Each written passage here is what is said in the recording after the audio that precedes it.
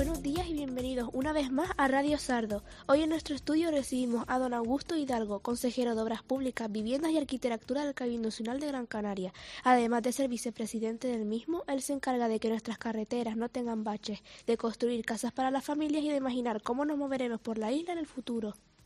Buenos días y bienvenido, don Augusto. Usted es el jefe de las obras en la isla, pero si tuviera que explicarle su trabajo a una niña o niña de nuestra edad en una sola frase, ¿qué le diría? Pues, mira, pues efectivamente lo has explicado muy bien. Yo me encargo de las obras y fundamentalmente de las obras en las carreteras. Si todas las carreteras de la isla de Gran Canaria hay que mantenerlas y eso cuesta mucho dinero, ¿no? Y bueno, por ejemplo, ahora está lloviendo y llevamos unos temporales importantes de lluvia, tenemos un invierno muy de mucho agua y eso provoca que haya muros que se caigan, hay carreteras que se desconchan, hay derrumbes. eh, para ponerte un ejemplo, el otro día tuvimos una tormenta que provocó 1000 incidencias, es decir, derrumbes, piedras que caían en la carretera. Seguro que se han ido en el coche por ahí con sus padres y demás, habrán visto todavía algunas carreteras donde hay piedritas y demás. Pues nos dedicamos fundamentalmente a que se reparen lo más rápido posible, para que nadie tenga una incidencia. Fíjate, ha habido 1000 momentos críticos, o sea, 1000 momentos en que se caía algo en la carretera, 1000 veces en una sola noche. Lo lógico es que hubiera habido algún accidente, que hubiera habido algún problema, que le hubiera caído alguna piedra a alguien. No le cayó, no hubo ningún incidente, absolutamente ningún incidente con ninguna persona, ningún coche chocó contra ninguna piedra, ni nada. Eso que podría haber ocurrido, porque es imposible estar puede haber un momento que una piedra caiga justo en el momento que haya un coche y demás, eso no lo podemos evitar, pero es verdad que gracias a que tenemos a cientos de trabajadores en las carreteras, pues somos capaces de actuar muy rápido y cortar la carretera, a veces, la mayoría de las veces por la noche, retirar, a veces hay que ir con camiones y con tractores para sacar piedras muy grandes que construir la carretera y eso lo hacemos en tiempo récord porque tenemos a 8 grandes empresas contratadas por toda la isla, incluso una empresa se dedica a los árboles, porque hay veces que caen los árboles, caen los postes de electricidad por las lluvias y las tormentas y actúan con mucha velocidad. Así que lo principal a lo que me dedico es a eso, a mantener las carreteras, a construir carreteras nuevas, porque a veces, y ahora estamos planificando alguna carretera nueva, no muchas más porque ya hay muchas carreteras en la isla de Gran Canaria, pero a carreteras nuevas, y hay otra parte importante también de mi trabajo que tiene que ver con la vivienda. Es verdad que esto no se debía dedicar el Cabildo, porque el Cabildo no es el que se dedica a la vivienda pública, pero hemos decidido que sí, que nos dediquemos porque es un tema muy importante hoy, la falta de vivienda. Entonces también me dedico a construir viviendas públicas para que sean más baratas para la gente y puedan y no tengan un problema para acceder a una vivienda, que ustedes no la tengan cuando sean mayores y quieran independizarse, ¿no? Ese es el segundo quizás bloque más importante de mis trabajos. Después tengo uno más pequeñito, pero que no tan pequeñito en importancia, que es, yo me dedico a arreglar y mantener todos los edificios que dependen del Cabildo. Desde los centros de mayores para construir nuevos, o de los edificios donde está el presidente del Cabildo y todos los consejeros, todo eso hay que tener la luz, tiene que no cortarse la luz, tiene que arreglarse el aire acondicionado, tiene que mirarse si hay algún desperfecto, todas esas cosas que son, parece menos importante, pero que es necesario, pues también me dedico a eso a través del servicio de arquitectura y el de instalaciones, ¿no? Que nos encargamos de mantener toda la estructura, de apagar la luz para que no nos la corten, etcétera, ¿no? Una curiosidad, ¿tiene usted un mapa gigante en su oficina donde marca con chinchetas todas las carreteras y puentes que hay que arreglar o viviendas que hacer? ¿Cómo se organiza un trabajo tan grande? Bueno, aunque te parezca increíble, seguimos teniendo en mi oficina un mapa de toda la isla con todas las carreteras y lo utilizamos a veces, ¿eh? Yo llevo a veces, incluso en mi mochila, el mapa de carreteras que se utilizaba en mi época cuando ibas por ahí todavía, pero porque alguna vez nos sirve. Pero hoy, aunque te parezca increíble, utilizamos lo mismo que tienen en los móviles cualquiera, que es el Google Maps o el mapa de Apple, porque es muy práctico y nos da una situación sobre la marcha con vista aérea de las carreteras, es decir, somos capaces de geolocalizar cualquier carretera y operamos con tabletas, incluso con el propio móvil, para poder saber dónde están las carreteras donde estamos y geolocalizarnos, ¿no? Así que hoy la tecnología nos facilita mucho el trabajo y somos muy rápidos a la hora de actuar. Antes te comenté lo de, les comenté lo de los accidentes, ¿no? En estas tormentas nosotros no actuamos solos, actuamos con emergencias. O sea, el servicio de emergencias de insular, del Cabildo, donde están los montes, porque hay muchas más incidencias, no solo en las carreteras, pues están coordinados con nosotros. Por ejemplo, cuando hay un incendio, que se dedica a los servicios de extinción, bomberos, los forestales, nosotros somos fundamentales porque tenemos que cortar carreteras, tenemos que ayudar a que carreteras estén despejadas para que lleguen los servicios de emergencia, pues utilizamos geolocalización, es decir, y eso no es un dispositivo muy tecnológico que tengan solo unos servicios especiales, es el que tenemos en el móvil, ¿no? Es exactamente la misma tecnología. Lo que pasa es que hoy es tan barata que todos la tenemos en nuestro móvil y curiosamente utilizamos ese tipo de tecnología. Después, evidentemente, cuando diseñamos carreteras y demás, pues se utilizan unos programas mucho más difíciles y complicados que utilizan sobre todo los ingenieros. En mi consejería lo que hay es fundamentalmente ingenieros de camino, ingenieros industriales, esa gente que estudia ingeniería y que se dedica a construir carreteras, a mantener carreteras, grandes infraestructuras. Es una carrera técnica muy bonita. Yo no soy ingeniero, pero bueno, tengo mi equipo fundamental son ingenieros y utilizan ya programas mucho más sofisticados para ese tipo de diseños y para ver las cargas, si un muro aguanta o no aguanta, porque hay que determinar, oye, ha llovido, hay un muro que tiene una grieta, ¿se va a caer? ¿No se va a caer? O un puente tiene un problema que parece que está doblado, ¿se va a caer? ¿No se va a caer? Si se va a caer, tenemos que actuar y cortar el tráfico. Todo eso lo saben los ingenieros y utilizan aplicativos, ya no utilizan un mapa ni van con una regla, sino utilizan tecnología, utilizan drones y sistemas de tecnología que les dan la posibilidad de hacerlo muy rápido y poderlo medir. Fíjense, no sé si les suena que estuvimos arreglando el puente del Guiniguada, que es un puente que está a 100 metros de altura, gigante, ¿no? Que está al lado de que conecta con Lomo Blanco, la universidad, está muy cerca y muchos tendrán que venir para venir a este colegio, tendrán que pasar por ese puente. Pasan más de 100.000 coches diarios, más de 100.000 coches diarios. Pues hicieron una revisión y se dieron cuenta que todos los cables que mantenían estirado el puente se habían roto y como estaban dentro del puente no se habían dado cuenta. Eso enseguida hubo una alarma general, pero automáticamente lo monitorizamos, es decir, teníamos para no cortar el tráfico y arreglarlo, porque lo lógico hubiera sido, cortemos el tráfico, tenemos que arreglarlo, estemos 2 años arreglando el puente y se vuelve a abrir el tráfico, pero eso hubiera sido un caos de tráfico tremendo. Si hubiera sido necesario lo hubiéramos hecho, pero ¿qué hicimos? Colocamos sensores de tal manera que cada vez que íbamos cortando cables, estamos hablando de cables con una presión de toneladas, que cada vez que se cortaba era como un terremoto. La explosión era tan grande que el puente se movía como si fuera de plástico. Era realmente impactante. Pero nosotros teníamos medido al milímetro y los ingenieros eran capaces de determinar, bueno, ahora vamos a cortar uno de los cables para reponerlo por uno nuevo. El puente se va a mover 1 milímetro o 3/4 de milímetro, menos de 1 milímetro, la distancia del grueso de un pelo de tu cabeza. Y cuando se cortaba el cable, teníamos un sensor y medía que exactamente es eso lo que se movía. O sea, y lo registraba en una máquina. Es decir, tenemos esa capacidad hasta ese nivel de perfección. Y eso garantizaba que no hubiera ningún peligro para los que estaban por encima pasando con los coches. Entonces nosotros trabajamos dentro del puente, con cientos de operarios que trabajaban con seguridad y a 100 metros de altura, colocados en un andamio a 100 metros de altura. Entonces, hoy utilizamos una tecnología de vanguardia, pero todavía llevo el mapa de papel en la mochila cuando lo necesito porque a veces se va la luz o te quedas sin batería. De pequeño, cuando jugaba en el recreo o con sus amigos, ¿ya le gustaba construir cosas o soñaba con ser político? A mí me empezó a gustar la política a la edad de ustedes, a los 12 años. Les parecerá increíble, pero sí, en el colegio, en el patio, me ponía a hablar de política me acuerdo de un amigo que se llamaba César. Yo me acuerdo porque como yo me llamo Augusto y el César era una cosa curiosa, ¿no? Como un emperador romano.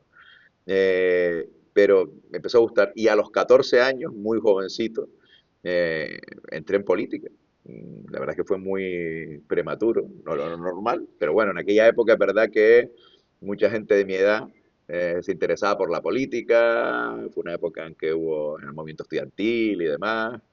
Ya a los 16 años fundé un sindicato de estudiantes, era el SEC, Y bueno, y eso me introdujo hoy en la política. Pero bueno, a mí me entusiasmaba. Yo soy politólogo, yo estudié ciencias políticas en la universidad, me licencié en ciencias políticas y sociología. Aunque es verdad que también al principio empecé estudiando empresariales, porque me gustaba mucho la economía, pero me cambié de carrera y hice política y me licencié en políticas, así que me gustaba desde muy pequeño. Algunos dicen que es por mi padre. Mi padre fue un político conocido aquí en Canarias durante muchos años, pero bueno, eso es relativo. En mi casa no se hablaba política, mis hermanas no se han dedicado a la política, o sea que puede haber algo de genética, pero lo cierto es que a mí desde los 12 años me gustó la política, me sigue gustando. Otra cosa es que después me fuera a dedicar a la política, que es lo que ha pasado. Pero eso ha sido una cuestión de la vida, ¿no? Pero sí, desde la edad de ustedes, en el colegio, ya, como dicen ustedes, me encantaba y me sigue encantando construir cosas, ¿no? En mi época de alcalde, sobre todo, me caractericé por hacer muchas obras y porque me encanta el elemento de construir cosas nuevas que sirvan para la gente, ¿no? Pues sí. Muchos niños vamos al cole, en coche o guagua. ¿Qué está haciendo su equipo para que las carreteras de Gran Canaria sean las más seguras del mundo? Bueno, está bien que digas eso de las más seguras del mundo, me parece que, bueno, las más seguras del mundo, eso es mucho decir, ¿no? Pero ayer lo estaba hablando con los ingenieros porque venía de una obra muy grande en el centro de la isla, donde hemos tenido que deshacer la carretera y volverla a construir, porque hay mucha agua, hay mucha agua ahora por la zona de la presa de las Niñas. Y lo comentamos en un descanso, algo que estamos casi todos de acuerdo aquí, las carreteras en Gran Canaria son de las mejores del mundo, porque España tiene de las mejores carreteras del mundo. Es verdad que España se caracteriza en infraestructuras por tener unas muy buenas carreteras, y tener, por ejemplo, unas muy buenas infraestructuras aeroportuarias, unos grandes aeropuertos, comparado con otros países del primer mundo, incluso más ricos que España. Bueno, el turismo yo creo que ha sido un elemento determinante, necesitamos tener infraestructuras de calidad y yo creo que en Canarias las mejores carreteras están aquí en Gran Canaria sin lugar a dudas. Conozco esto, si me lo oyen los otros, las otras islas me van a matar, pero como las conozco porque he ido, las visito, están muy bien conservadas. Gastamos mucho dinero en mantenerlas, mucho dinero.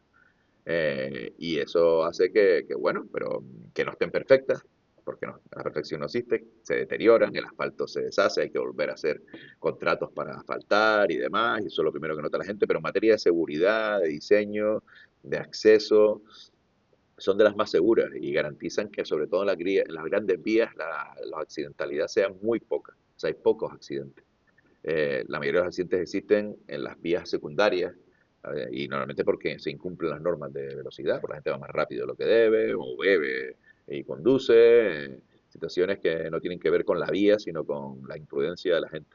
Pero sí, es decir, hoy estamos en muy buenas condiciones. Ahora, tú me decías, ¿cómo nos podemos mover? Yo soy un defensor del transporte público y yo espero que los proyectos de futuro que tienen que ver sobre todo a nivel insular con el tren, lo que es el norte-sur, pues mejore el transporte de la gente, porque hoy lo que sí es cierto es que las carreteras atraen a los coches privados y eso cada vez hay más coches, cada vez hay más atascos porque hay más, la economía si va mejor, pues la gente se compra un coche, quiere llegar a todos lados con su coche privado y demás, y eso provoca congestiones que terminan siendo molestas, incluso pueden colapsar. Por tanto, hay que mejorar el transporte público. Hoy tenemos un transporte público gratuito de wow, pero en el futuro tendremos mejores transportes que no tengan ni que atascarse en las carreteras.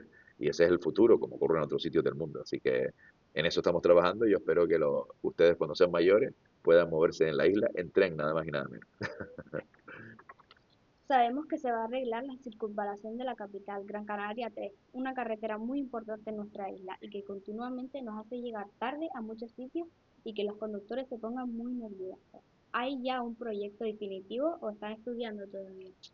Sí, nosotros nos encargamos de arreglar todas las carreteras, ¿vale? De la isla. Pero todas las carreteras no son nuestras. Eh, Después están las calles de los municipios, que algunos piensan que algunas son carreteras, pero son calles de los ayuntamientos. Pero las grandes autopistas, la circunvalación de las Palmas de Gran Canaria, has dicho, o la carretera del sur, o la Gran Canaria 2, que es la carretera del norte, el dueño es el gobierno de Canarias y nos la da a nosotros para que nosotros la mantengamos, ¿vale? Funciona así.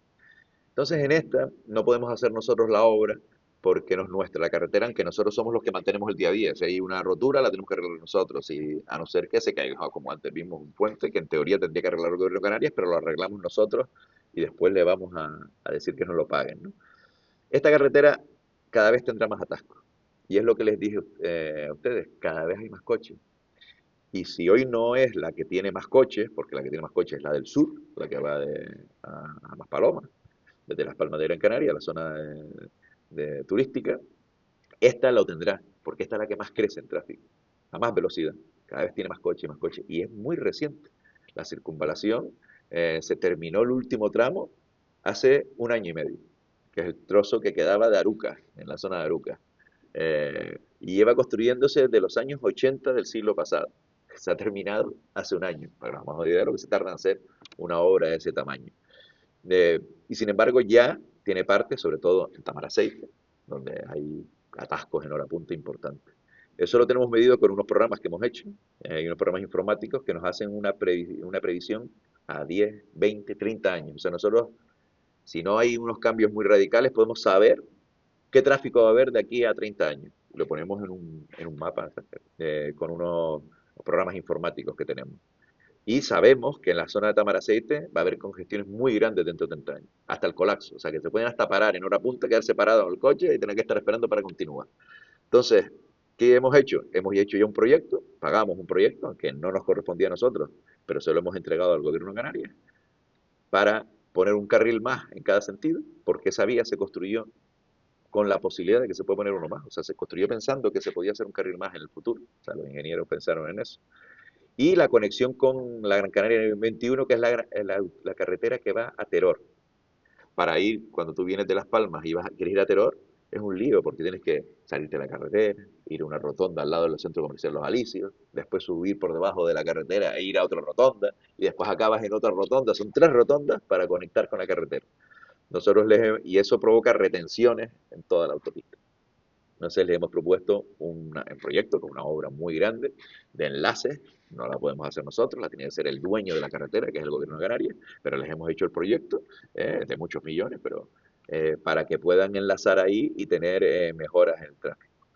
Pero lo que les he dicho yo siempre, y lo reitero ahora, lo que dije antes, eso es una solución que hay que hacerla.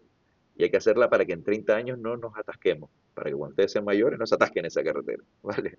Pero, al mismo tiempo, va a haber que reforzar el transporte público, porque lo que no podemos hacer es seguir construyendo carreteras y ampliando carriles y carriles. Yo siempre pongo el ejemplo de la ciudad de Los Ángeles en Nueva York, en Estados Unidos, en California, o Nueva York, también es un ejemplo, pero Los Ángeles es el ejemplo más catastrófico, donde se empezaron a hacer autopistas y se atascaban. ¿Y cuál era la filosofía? Digo, bueno, pues hagamos más carriles. Tenemos espacio, más carriles. Y volvían a atascarse. Y hacían más carriles y volvían a atascarse. Llegaron a tener autopistas de 9 carriles en cada sentido. Y eso llegó un momento que se dieron cuenta que eso es un disparate. Entonces hoy en Estados Unidos están haciendo, en general, lo que se hizo en Europa hace ya 20 años, que es empezar a destruir autopistas, a quitar carriles incluso en algunas, o para entrar en algunas grandes ciudades, impedir que puedas entrar en coche. Y entonces tengan que pensar, entonces, ¿qué cojo? Te ponen buenos trenes, buenos tranvías. Yo estuve este verano en los Países Bajos, en Holanda, y las autopistas son muy pequeñitas.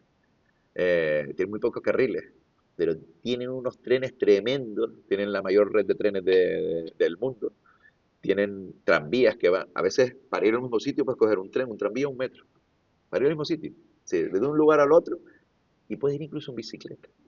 Y mira que ahí les llueve y hace mucho frío, esto es calorcito comparado con lo que tienen ellos. Y todo el mundo va en bicicleta. Tienen unas pistas de bicicletas increíbles, de kilómetros y kilómetros y kilómetros. Y las utilizan, mucha gente. Muchas bicicletas eléctricas, ¿no? Utilizan allí, pero vamos, que las utilizan. Esa, Eso ha garantizado que yo me levantaba por la mañana en una casa en el centro de la ciudad y oía las gaviotas por las mañanas y no oía el tráfico. Y me llamaba la atención, era una ciudad más grande que Las Palmas de Gran Canaria, La Haya. Y yo decía, ¿cómo es posible esto? Y estaba más lejos del mar de lo que estoy yo en mi casa en Las Palmas de Gran Canaria. Pero en mi casa tengo una autopista, que es la Avenida Marítima en medio, que impide que las gaviotas lleguen hasta mi casa. ¿Y cómo es posible eso en un sitio que es más rico que nosotros? Que tienen, en teoría tendría que tener más coches que nosotros. Pues porque hicieron exactamente lo contrario. Empezaron a quitar grande, lo hicieron hace 30 años, y la gente se quejaba. Pero hoy tienen menos autopistas, tienen carreteras grandes, importantes, pero han fomentado otro tipo de transporte y les funciona.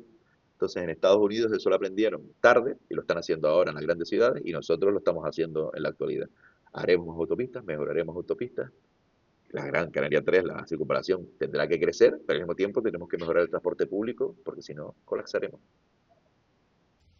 Cambiando de tema, usted también se encarga de la vivienda. Acaba de firmar un plan para hacer nuevas casas en Las Palmas de Gran Canaria. ¿Cómo se imagina la casa del futuro para los niños y niñas que hoy estamos aquí? Bueno, pues lo que será en el futuro, y espero que no sea muy tardío, porque yo creo que todo el mundo se ha dado cuenta en España, es que la casa que ustedes van a poder optar cuando ustedes terminen los estudios, saquen una carrera o un tipo de formación, la que sea, y se independicen y tengan su trabajo, lo primero que pensarán es, bueno, ahora quiero comprarme una casa. Entonces tendrán o comprárselo o alquilarla. Tendrán esas dos opciones, o quiero alquilarla o comprarla.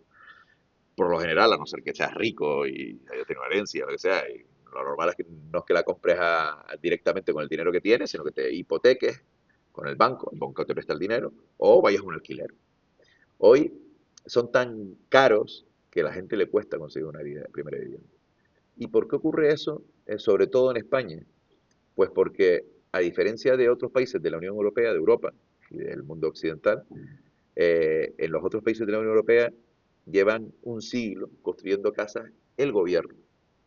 Entonces, hay situaciones como en Austria o en la ciudad de Viena, donde tú vas a Viena, que es una ciudad preciosa, maravillosa, y el 60% de las casas de esa ciudad las hizo el gobierno. Entonces, te las dan, te las alquilan igual, y no hiper barata, pero te las dan a un precio muy asequible, que puedes pagarlo con tu sueldo. O sea, tú tienes tu trabajo y tu sueldo y puedes hacerlo. Para eso tienes que tener muchas casas. En España se hicieron casas públicas de muy mala calidad durante muchas épocas, desde los años 50 del siglo pasado. Se dejaron de hacer hace unos años porque se pensaba que todo con el mercado se podían solventar la necesidad de casas y hoy tenemos un problema que es que cuesta mucho dinero alquilar una casa, cuesta mucho dinero comprar una casa para la gente joven, un poco mayores que ustedes, que ya se quieren independizar. Para solucionar eso tenemos que construir muchas casas. Por eso yo estoy construyendo casas ahora, aunque en realidad no era mi competencia, no tenía por qué hacerlas, tenía que hacerlas otros gobiernos, pero las estamos haciendo porque creo que todas las administraciones lo tienen que hacer. En mi época de alcalde construí muchas casas, tampoco estaba obligado a construirlas, porque los ayuntamientos no tienen por qué construirlas, pero yo hice muchas casas porque consideraba sabía que ese problema se iba a producir años después, y hoy es una prueba evidente de que eso es así. Entonces, la casa que ustedes tendrán, a diferencia de la que he vivido yo, que yo tuve que ir al mercado privado, yo tenía una herencia, yo me compré una casa en su momento, ¿no? Y dije, sí, mi casa la tengo totalmente pagada ya. Pero la generación de ustedes fundamentalmente alquilará, no comprará, porque ese es el cambio de mentalidad, alquilarán como el resto de los europeos y alquilarán un precio aceptable para lo que ustedes ganen en aquel momento. Yo creo que eso es lo que va a pasar cuando ustedes tengan la edad de independizarse. Espero que sea así, ¿no?